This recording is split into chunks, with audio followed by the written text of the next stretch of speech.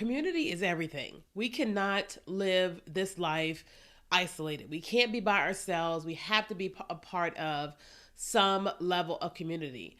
But community can be challenging because of lots of different reasons and things and all that. And so today I just wanted to record a short episode just talking about some ways that you can foster some Christian community. So welcome back to another episode of the You, Me, and Jesus podcast, where we talk about all things you, me, and Jesus, because it's you, me, and Jesus. And so today we're having a conversation about building Christian community. I also got to tell you in advance that I am a little sick, so I'm a little bit stuffy, a little bit, congested and what have you, but we are on the mend. So pray for your girl. Jesus, heal your girl. So we're talking about Christian community, and I have had fair struggles with community. And for me, one of my biggest reasons why I've had trouble with community is because I move around. And sometimes I find myself just being like, God, can I just stay in one place forever? Because starting over is really, really, really hard. So if you're someone and you have moved to different places or you have gone to a new church, it can be challenging to develop a community. But also, one of the reasons why I think that many people are struggling with community in today's time is because of the last 4 years. When we look at what happened with COVID-19, all the things, like there were a lot of things that happened that we may or may not understand that has happened as a result of that. And one of those things is how we see community, how we do community, and then what happened with the community that we had before the crisis, with COVID happened. And when I look at, especially as a Christian, because this is a Christian podcast, obviously, for the most part, like the whole world kind of shut down. And unless it was deemed essential, it wasn't open. But then not only that, there was the fear of that you were going to die. It was just the fear that that's what was going to happen to you. So the last thing most of us wanted to do was to be in large groups. Like we're like, I just don't want to be in a large space, especially because not knowing what this virus could do to us, but also if we got the virus and then we spread it, what it could do to other people. And so there was so much fear that went around with all that.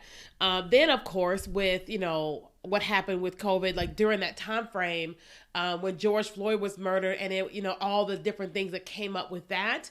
Then there was the election 2020 and the church just being so divided with all of that, with people's complexity, like the human, the human, right? Because the human has all of its complexities, its beliefs and all that type of stuff. So it was like the perfect bad storm. Okay, the perfect bad storm. And all of that happened in 1 year. And then it just traveled for 2021, 22, 23, and all of them are different. But still, there is some consequences of it. When I think about the community that I had, for me, I've struggled with community because one, I work from home. I build my business from home. I don't have to go out into groups or like have coworkers. I haven't had that in years. So it's like I'm already alone. Two, I have moved with God the last couple of years.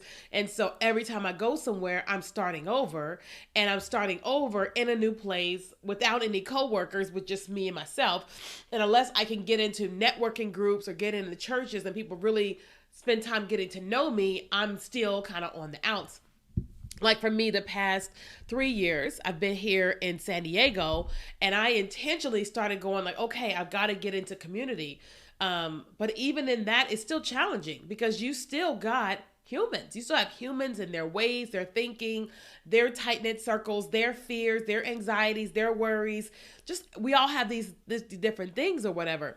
And so it can be extremely, extremely challenging. So I wanted to offer you some of the things that I am doing and have been doing to develop community. It's not been easy. It's not easy, but it is worth it. Okay. So I'll give you an example of here are some of the things, because I'm getting ready to move from San Diego back to Houston this May. So excited about that. So excited about that. If you live in Houston, let me know. So excited about that. So here are some of the things that I am doing to build community. First things first, I'm in a local kind of business entrepreneur community, which is called Entrepreneurs Accelerator, which is a step down from a group that's called EO, which is Entrepreneurs Organization. EO, you have to make a minimum of $1 million, and then that's their network. And then EOA, you have to make a minimum of 250 up to 999,000 or what have you. So I'm in EOA here. I reached out and said, hey, who do y'all know in Texas? I want to start making friends before I get to Houston. And they were like, got it. They connected me with some people. And then there is like a WhatsApp group I asked in there. There is a Facebook group I asked in there. And all these people have just already started telling me, oh, I'm here. Oh, I'm here. And I've slowly just started having conversations with different people. Next, I have been building an online community for the last 8 years or so, and I recently had to go to Houston to go find an apartment, obviously, because I haven't been there in 5 years. I don't know where I want to live. So I knew that I was going to go, and so I posted on the social media, was just like, hey, I'm coming to town. Is anybody in Houston want to have dinner on Tuesday night? I have availability on Tuesday night. I leave Wednesday night. And I had like 50 people respond. I was like, oh, there's people that want to have dinner. This is great. So then somebody offered to coordinate it for me. And I'm like, great, that's amazing. So they coordinated it, and we ended up having like 15 people show up. And it was, for me, it was amazing. Now, some of them, I don't know how they felt in terms of like, how do I say this? Okay. I have been building a personal brand online for the longest time. So I think that maybe some people see me as somebody they look up to. Maybe I'm social media famous. I don't see myself that way, but the potential that's it. And so we had all these people said they want to have dinner. And so I was just kind of like, I'm thinking I want to go make some friends, But of course, when I got there, I could tell that some of them are like, oh, it's Kenya. And I'm like, listen, I'm not like that. I need to make friends. I need to make friends. Let's be friends, And they were like, oh, I'm like, yeah, I want to make friends. And so that was my way of going like, hey, I want to make some friends, right? And they were like, okay, all right. So then I knew that I was coming, and I used to be in this, always had this group chat with my old neighbors from in Houston. And I texted them and said, hey, I'm coming to town on this date. You guys want to have dinner? Yes. Perfect. Let's go to our favorite spot. It's this favorite chicken spot called Gus's World Famous Fried Chicken. I rarely eat fried chicken anymore, but that's our place. Like we were obsessed with that place. And so we went there, and it was like, we had a great time. And then from there, I'm just like, hey, who do you guys know that I should be friends with, right? The next thing is I go to a really small church here in San Diego, and I told them that I was moving back to Houston. They were like, oh, okay, well, we know some people, know a church in Houston. We can connect you. And I'm like, great. So they are starting to connect me with people in the community at that church there, right? And I've just been letting people online know, hey, I'm moving back to Houston. The next thing that I am intentionally doing, also because I'm single, is I'm going to get with one of my old neighbors who lives at this place that has a really large community room. It's beautiful, parking, all the type of stuff. And because I don't want people coming to my house because I don't know people like that. And I'm going to host an event. And it's going to be for 30 people. It's going to be potluck style. Everybody bring a dish, and everybody bring somebody that I should meet. Period. Somebody that, I would want to be friends with, or maybe somebody that I would want to date, right? Sounds kind of crazy, but your girl is single. I haven't been on a date in 10 years. So I'm like, the worst thing that happens is I don't get a date. The best that happens is I go on a date. Great, And so these are like big little things that I'm doing to just go, how am I going to meet people? I can be strategic in my approach to meet people, okay? But also what I will do is I will then start searching for other pockets of communities of Christians, not necessarily single Christians. That's not the goal, but I'm like, what are some of the things that are happening in in Houston that are like little Bible studies or connect groups or whatever, because I don't really know which church I would want to go to. I like a more multiracial church, prophetic, all that. I don't like to be at an all white church or all black church. I'm from Kentucky, so I like to be around everybody. And so I'll start trying to go into like pockets of things to meet people with the intention of making friends and building community. And my position on community is that I don't need to go to church with you to be in community with you. I don't only want to be in community with people in my church. I don't only want to be in community with Christian entrepreneurs. I don't only want to be in community with people that are Black, that are same sex couples, or that are heterosexual couples. I want to be in community with everybody, right? Because I love everybody. I thrive being around everybody, right? Doesn't mean, like for example, I like being around Democrats. I like being around Republicans. I like being around husbands and husbands, wives and wives, single moms. I like to be around people who are sleeping with their partners and they're not married. Why do I want to be around them? I just love to be around people. I love to love people, and I love people to love me. But also, one of the most powerful things about that is I get to come into spaces and places and be Jesus in spaces and places with people. I ain't Jesus, but I'm saying that I get to bring my little light into all different types of spaces. So if people are into things that I'm not into or I don't believe in, I still can be connected with them. I still can be friends with them. I still can sprinkle my little light. One of the things that I've learned being in communities that are like not what typical Christians would want to be in is I've just learned a new way to love. I've learned a new way to see people. I've learned a new way to minister to people. So many people find me as a person that they can trust because they don't see me as somebody that's going to tell them that they're going to hell if they don't stop doing this, this, and this. And I find safety around people that I can just be open and honest with and say, here's what's going on with me. Here's what I'm dealing with. And can you choose to love me? And it's been awesome. Like I'm in like a small little group thing. We meet once a month and it's normally like maybe 5 people, 4 or 5 people at somebody's house. Somebody cooks and we just go around talking and answering questions. And I don't know. I think maybe one person is a Christian in that group besides me. And it doesn't matter because it doesn't matter. But I get to show up as me. And every time I talk, they always get a little bit more of Jesus. And I get a little bit more of people and love and humanity and these amazing humans. I get to just be friends with them. And I don't have to be it's like, you know what I'm saying? Being around my entrepreneur friends, I don't have to explain myself. Being around my prophetic friends, I don't have to explain myself. Being around my Black friends, I don't have to explain myself.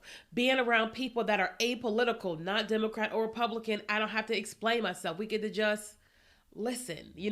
Getting around people who love TikTok, because I do, I don't have to explain myself because they get it. But I don't expect every single person how to get around to like fit into that whole box bubble. No.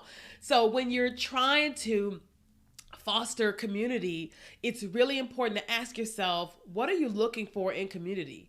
And it's important for you not to look for all of that in one place because you're not gonna get it. Okay. You're just not gonna get it. It reminds me of a woman looking for a husband or a man looking for a wife. Everything that he's looking for, she's looking for, you're not going to get it in that spouse. You're just not, because the person is human. You didn't make that person yourself. You didn't make them. God did. Okay.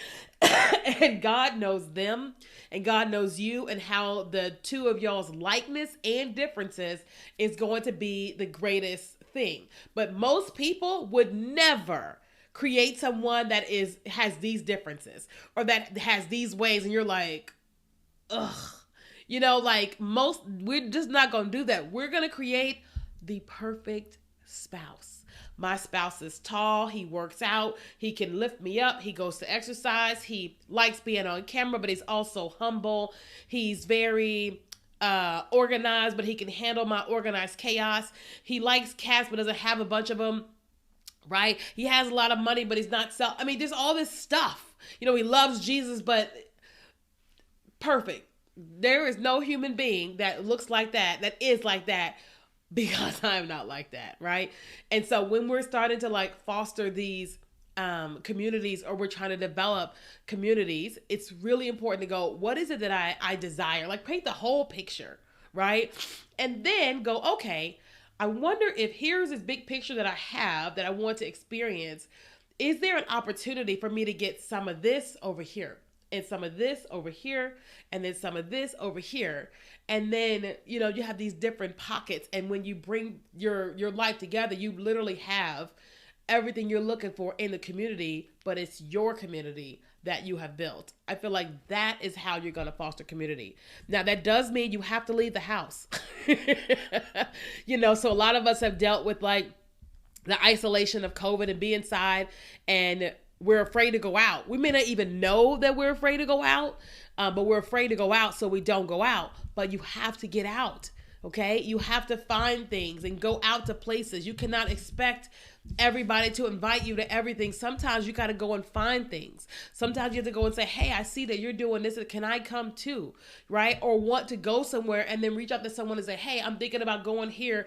Would you want to go? And then, you know what I mean? And if they say no, being willing to go anyway and meet people while you're there. Is it scary? Yes. Yeah, I have an outgoing personality, but I don't like going places by myself either. I don't like showing up to places and I don't know anyone. I don't like going to networking events and nobody knows like me. No, I don't care how big my personality is. I still don't want to like awkwardly do it alone or by myself. But because I desire community, I desire connection and relationship, I'm willing to do some of those things that make me feel uncomfortable. They make me have to go outside, that could put me in a place where I don't know anybody, nobody talks to me. I'm willingly putting myself in these places to get exactly what it is that I want. You know, like I had a funny experience last week. So the government is talking about banning TikTok, and everybody knows I teach TikTok marketing. And so someone from a television station texts one of my friends, and which is like, hey, we're looking for somebody to come on TV and talk about TikTok ban. And she's like, well, I'm not interested, but I got a friend. She texts me and I said, I'm all in. I am there. So I got to go on the San Diego news station, which it has never happened before. And I got to get on and I got to talk about TikTok and all the things. Well, in the midst of it, there was this moment where I was like, ooh, I got a moment. And I said, mention on TV, you're single. And so I was talking to the lady about something, and I was like, yeah, because on TikTok, I watch content about this, and this, because I'm single. And, you know, and the truth was that I was literally talking about what I watch on TikTok, but I also knew that I wanted to be strategic with, just in case somebody's watching who's interested, your girl is here. You know what I mean? But I give myself these opportunities to connect with people in whatever way possible. If nothing comes up of it, no big deal. But if something comes of it, great. Why? Because why not? Why not give myself, yourself, those opportunities of community? Okay. So don't just wait for your church to host something. Yes. Go to things that your church is hosting. Go to things that other churches are hosting, because each church has different things. There's different people and a different calling on the pastor, who's basically laying down, here's the foundation for what we're building here. You know, you could get to go and get other things. You know what I mean? Like the place where I'm at right now, they're not talking about entrepreneurship at all. It's more Holy Spirit type things, which is awesome, right? But also there's that entrepreneur side of me. It's like, instead of me trying to make them into, I get to go and get it somewhere else. You know what I mean? No, there's no single guys at the church, and that's fine. If I really want to go and meet other single Christians, I'll go to another place. You know what I mean? So it's just me allowing myself to develop the community that I want. Okay. So I hope you found this episode valuable. If you did, ask me any questions you may have here in the comments on YouTube. If you're listening on the podcast, please write a review and subscribe to the show. I would be so grateful that you would. And also come and subscribe on YouTube. So thank you so much for listening and watching.